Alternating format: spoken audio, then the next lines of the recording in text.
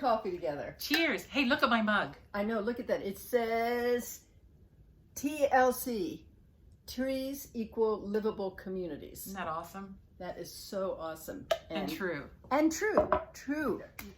We want to talk to you about using your voice, speaking up and speaking out. She can do that way a lot better than I can do that. No comparison. So a lot's happening in Sussex County now with regard to land use and possible changes in ordinances. And it's an opportunity for those of us who live in Sussex County, care about Sussex County, want to see positive changes made. This is a moment that if we speak up, speak out, we can be part of making some positive change. Absolutely.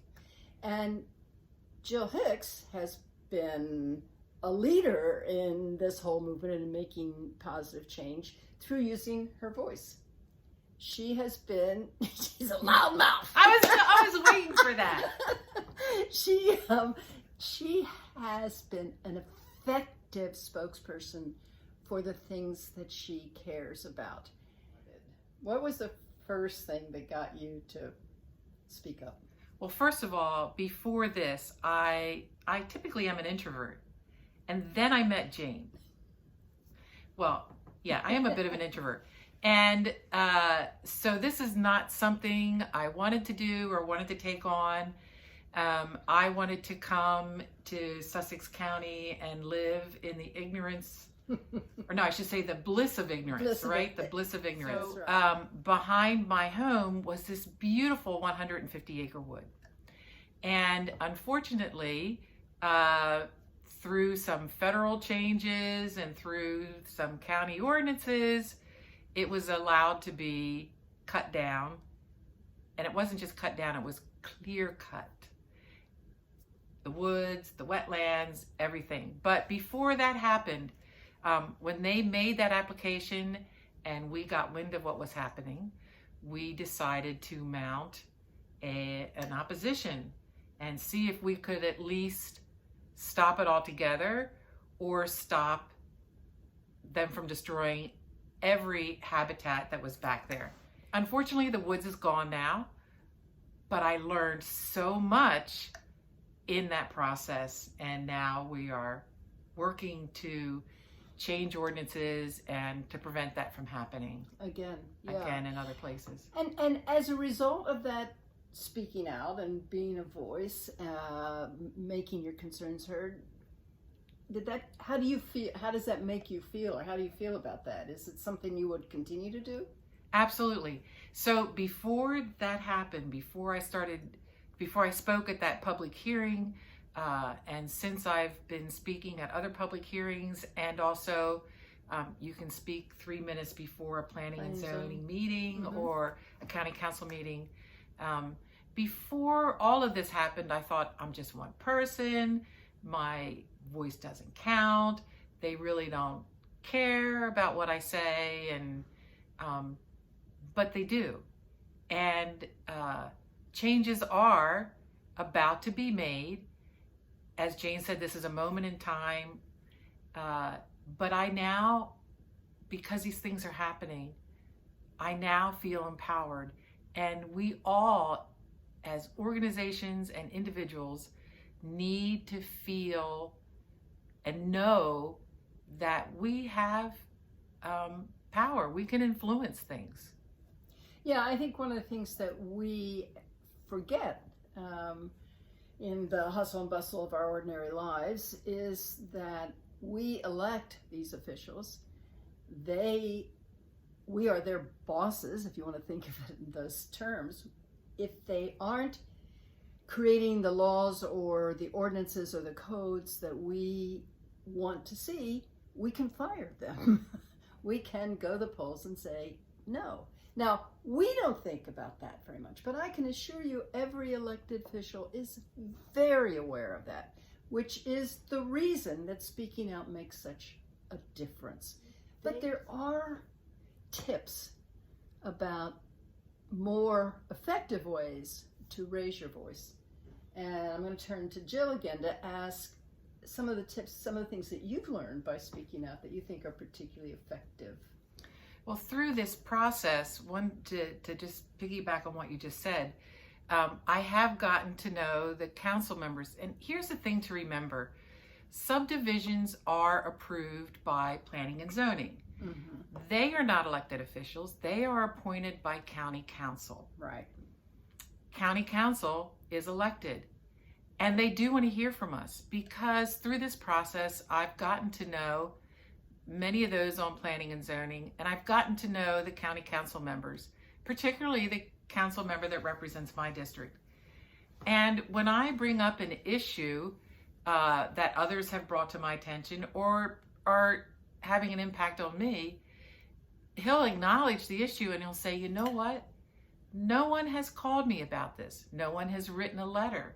No one has asked to meet with me regarding this issue. I wish people would speak up, and because then I would have more to go on. And even planning and zoning says, when you come to these hearings and say, we don't like this subdivision, that's a good thing to do, but you should also be very clear in what it is that you oppose in that subdivision, particularly if it has something to do with the quality of your life, the quality of your community. If it goes against the code, I would suggest you get familiar with Code 99-C and Code 115-25, because that's where the real nuts and bolts are. Then you know what you could start out by doing is introducing yourself. Just send an email, say, or give a call.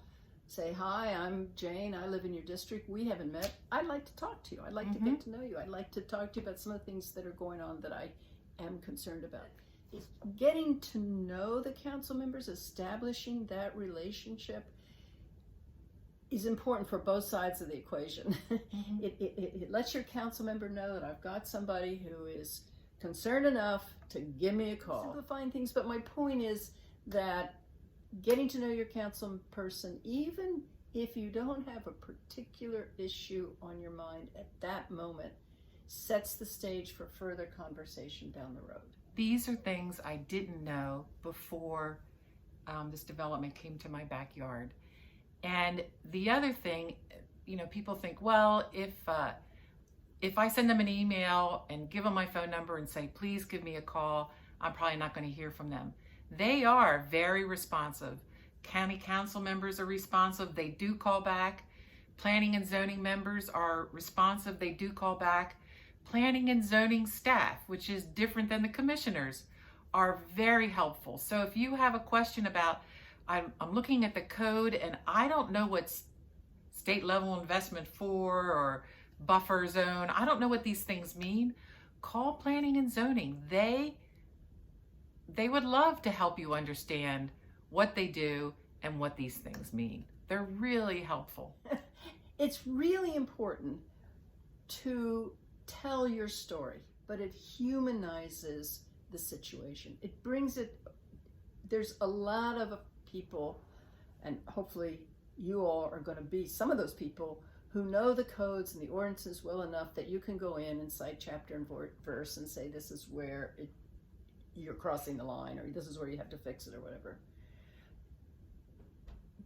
But really the motivator, the thing that gets these council members to really pour their heart and soul into it is when you touch their heart.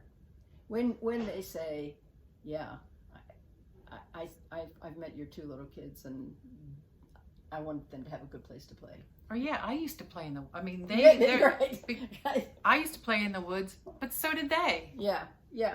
It's the person. Don't underestimate the power of the personal story. Expertise is important. If you have expertise on a particular issue and you can bring that to the council member, hugely important. If you have a friend who has expertise that's relevant to the issue, very, very important. They need that. They need people coming to them with facts and figures and data and perspective based on expertise. But they also need the story. You know, what sticks in your head, I'm willing to bet, go back 20 years. It's not a piece of data that you've learned or a fact that you've learned. What sticks in your head is the stories, the events, the people, how it made you how feel. made you feel. That's what sticks. It's the same thing for your council member. So yes, by all means, get the expertise, go in with facts, bring the experts to your council member, but don't leave out the personal story. It's terribly powerful. And I think that that's an important point, because here's the thing. They might have engineers or attorneys, they're paid experts, but no one knows that area as well as you. No one knows that woods or that community or the way the water drains better than you. When it comes to your area, you are the expert. And they recently heard a case where, for example, DelDOT reports on whether or not the roads can handle the traffic. However, the citizens that live in that area know that if that development had been built during days of heavy rain, there would have been no way to get to it because it floods on both sides of that road. And they brought pictures and videos. And so when it comes to the actual quality of life, the livability of that area, they were the experts, and planning and zoning recognized them as the experts. Really, really, really important point. Really important point. So again, we are the ones who live in the area, as Jill has said so powerfully. You are the experts on where you live, and they need to hear that. They need to know that. Yeah. So if I'm somebody, Jill, who has, not true about me, if I'm somebody, Jill, who has never spoken in public before, and, just feel, I just don't think I can do that. Is there a way for that individual to have, to speak out, to use their voice? Absolutely. So, first of all, if you're not comfortable speaking in public, what I did was my husband's like my best friend. And so I actually practiced. And then, he coached me and told me how great I was. Well, that's empowering. It is. I mean, that's encouraging. That is huge. And so, because she was great, but that's the only reason I'm smiling here. I felt good and confident about what I was going to say. Yeah. But if you're still uncomfortable, but you want to use your voice, first let me say, social media is not the place. So many times I see people ranting and raging on social media, and then they go away thinking that I've made my voice heard. The problem is you haven't made your voice heard where it really counts. Right. So as we said, call your council member, call your planning and zoning member, call all the council members. I've called council members that aren't even part of my district, me too. oversee my district. Write a letter. Yeah, send an email. And again, when you go onto that website, just click on county council. Your council member will come up, click on their email address, and there's a way for you to enter anything that you want to write. I would say, again, be to the point. Think about what is the change that I'm trying to enact. Try not to be emotional. Tell your story. Think about what it is that you want them to do. What is it that they can do for you? And focus on that. I always leave my email address and my phone number and invite them to call me. And when you talk to them on the phone, they're regular people just like us. Right. And I learn, now it's important that they hear my story, but I have learned so much about how the county works, or I should say they are really guided by a set of ordinances and codes and laws. And as much as I didn't want that woods to be torn down, what really needs to change are those ordinances and laws. And they know that. But we need to put the pressure on them to get it done. And yeah, I mean, two thoughts about the sort of don't do's is what you hit upon there. One is, it's not helpful to go in and put blame on them or Right. or point your finger at them or say you should do. You don't like it when people talk to you like that. They don't like it when you talk to them like that, and it's not helpful. Right. It is helpful to go in, as we've already said, and offer some solutions or some options for things that they could do that would help the situation.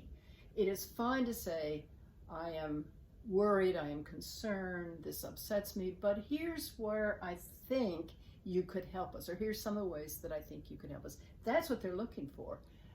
So, the blame game doesn't work. The shouting doesn't work. The social media doesn't work. It's the personal contact, the conversation that you can have with them that does work.